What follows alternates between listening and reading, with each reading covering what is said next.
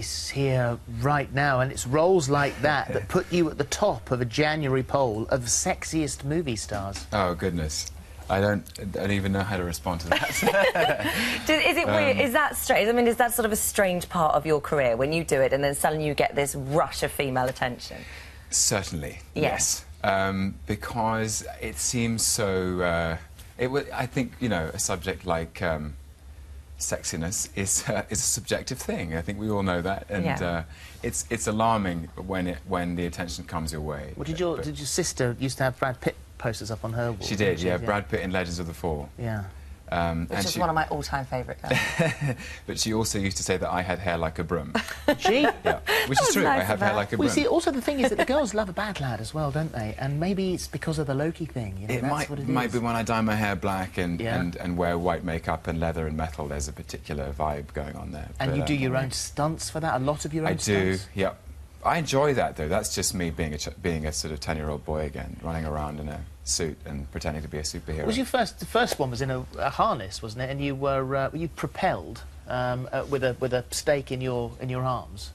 I think that was yes, you were got a spear at Chris Hemsworth. Yes, when I was filming Thor, directed by Kenneth Branagh, there was a big fight sequence in a sort of a shining citadel in the sky where the Norse gods live. Of course they do. Chris Hemsworth and I were fighting, and he has the hammer and I have a spear, and I was... it's a bit like being in the circus. You get strapped into a harness which is underneath your costume, and they cut holes in the side, and they strap you into wires, and then these huge, burly kind of stuntmen on the side just swing you from the rafters, and it's like being on a ride or something. That sounds brilliant fun. You have to stay in character as well. Yeah, of course, of course. And then when you missed him, and then the pole went into the ground, and you spun round the pole, and there were people saying as you went round that pole, he's done that before. Is that true? Yeah, it's somehow emblematic of my hidden talent at pole dancing. Who knew? Who knew? Something else that's very dear to your heart is your connection with UNICEF. And very much this so. is what you've been doing at the moment. This is Lived Below the Line, and this comes off the back of that it's 1 billion people within the world live below the poverty line, and they class that by anyone that lives on under £1 a day to feed themselves. And part of this campaign is that you've been living like this for the last 5 days. This is my 5th day, yeah. How does it go? Well, the challenge is to subsist on £5 a day for food and drink. So, obviously, I'm not living in extreme poverty. I live in London. I have a nice house. I have clean running water, a roof over my head, a bed to sleep in, gas, electricity. But my food and drink has cost £1 a day.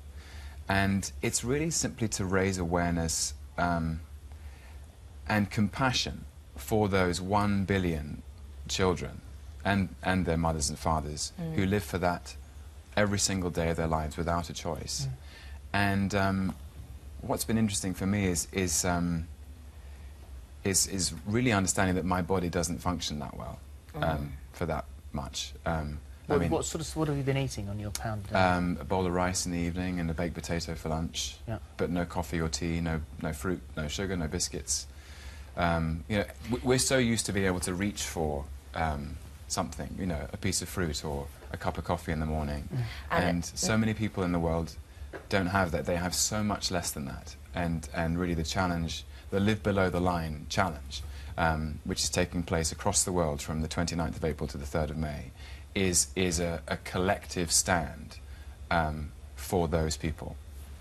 And you saw firsthand the work that UNICEF do by going out to Guinea and visiting families and projects that they've set up, and seeing actually malnourished children and the effect that this has on their lives, on their physicality, on their minds, in every way. You know, it's really harrowing when you see it firsthand, and I don't think any of us, any human being, can really anticipate the reaction that you have when you actually see these children. Because in our world, we're so used to a degree of abundance. You know, if children are born in this country, they get vaccinated immediately by the National Health Service. All the standard vaccinations that all our children have, they don't exist for many West African children. And they live, the water's unpurified, there's terrible sanitation problems. Well, you say that when they're born, they're even born at a disadvantage. They're born at a disadvantage, they're born with less food. Some Guinean women that I spoke to didn't know that you were supposed to breastfeed for at least a year, and were feeding their children water from the wells, which is contaminated with runoff from the land. And then, of course, they get sick, and then they get exposed to malaria, and then they're at a disadvantage from the beginning. Has it altered your perspective about your life? I feel enormously privileged. I mean, I already did in many respects, but it rearranges your head. It rearranges your priorities very starkly. And as soon as I came back, I was I had a little bit of culture shock, because I realised how many of us live in with an extraordinary degree of wealth and plenty, and that we really should count our blessings. Yeah, well, you're taking part, as we said. It's Live Below the Line for UNICEF, and if you want to give that a try, living for £1 a day for 5 days. It starts on the 29th of April until the 3rd of May, and we'll put the details on our website.